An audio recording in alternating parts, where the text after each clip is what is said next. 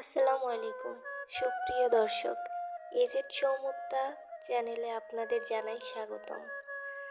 তো আজকে আমরা আপনাদের নিয়ে যাচ্ছি গ্রাম বাংলার এক অপরূপ সফরে। রাস্তার পাশ দিয়ে বিল, পাটক্ষেত আর তাল গাছের সারি পেরিয়ে আমরা পৌঁছে যাই এক নিস্তব্ধ শান্ত পদ্মবিলে। সঙ্গে ছিল ঝুড়ি আর পোলো, যেন প্রকৃতির সঙ্গে মিশে যাওয়ার প্রস্তুতি। তো চলুন এই গ্রামীণ মনোমুগ্ধকর সফরে আপনারাও আমাদের সঙ্গে থাকুন। একবার যেতে দে না আমার ছোট্ট সোনার গাঁ। একবার যেতে দে না আমার ছোট্ট সোনার গাঁ। যেথায় কোকিল ডাকে কুহু, দোয়েল ডাকে মুহু মুহু, নদী যেথায় ছুটে চলে আপন ঠিকানায়। একবার যেতে দে না আমার ছোট্ট সোনার গাঁ। একবার যেতে দে না আমার ছোট্ট সোনার গাঁ।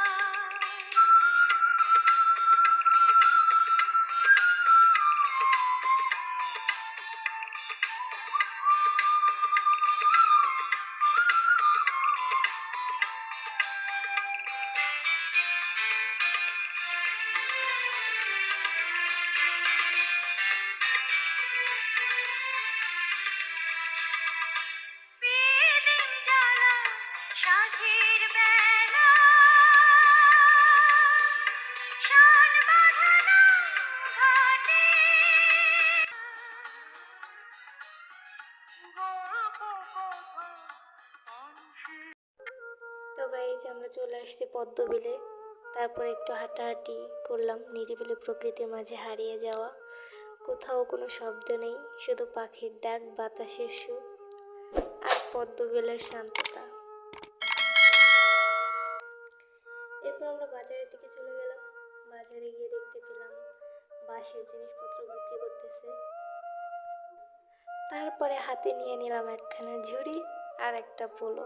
জানেন নিশ্চয়ই, পোলো দিয়ে মাছ ধরা হয় গ্রামের মানুষের জীবনধারার সঙ্গে। এ যেন এক সংযোগ। তো এরপর চলে এলাম বাজারের ভিতরে। রাস্তার ধারে ছোট্ট একটা দোকান থেকে কিনে নিলাম চানাচুর আর পেঁয়াজু। গরম গরম সিঙ্গারা পুরির গন্ধে মনটা আরো ভরে গেল। যাই হোক, তারপরে একটু হাঁটাহাঁটি করতে চলে গেলাম, যেহেতু আমরা আসছি প্রকৃতির খোলা হাওয়ায় মনটা জুড়িয়ে নেই। সবচেয়ে মজার বিষয় হচ্ছে বাঁশের চালের উপর দিয়ে হাঁটা, নীরব রাস্তা, দুই পাশে ধান ক্ষেত, মাঝে কাঁচা পথ। এই পথেই যেন শোনা যায় মাটির গন্ধ।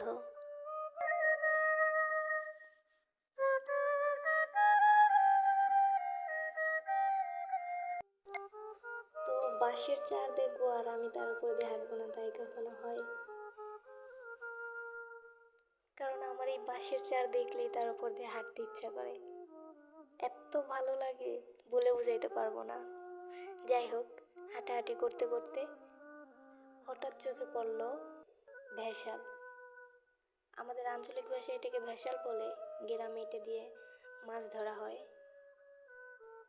কে কোন জায়গা থেকে দেখতেছেন কমেন্টে জানাবেন, আর আপনাদের আঞ্চলিক ভাষায় এটার নাম কি কমেন্টে লিখতে ভুলবেন না।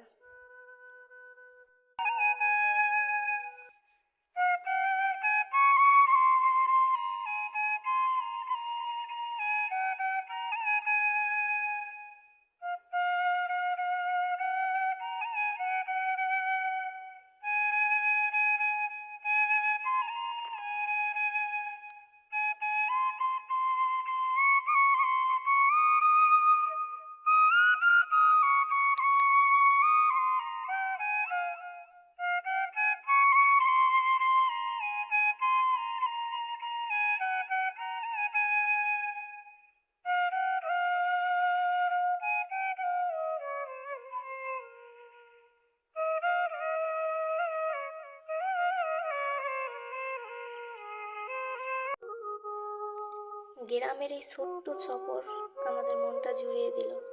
প্রকৃতির মাঝে কিছু সময় কাটাতে চাইলে এমন একটা ছোট্ট ভ্রমণই যথেষ্ট। আপনাদের ভালো লেগে থাকলে অবশ্যই লাইক, শেয়ার আর সাবস্ক্রাইব করতে ভুলবেন না। দেখা হবে আবার নতুন কোনো ভ্রমণের গল্প নিয়ে। এতক্ষণ সঙ্গে থাকার জন্য অসংখ্য ধন্যবাদ। আজকের মতো বিদায় নিচ্ছি, টাটা।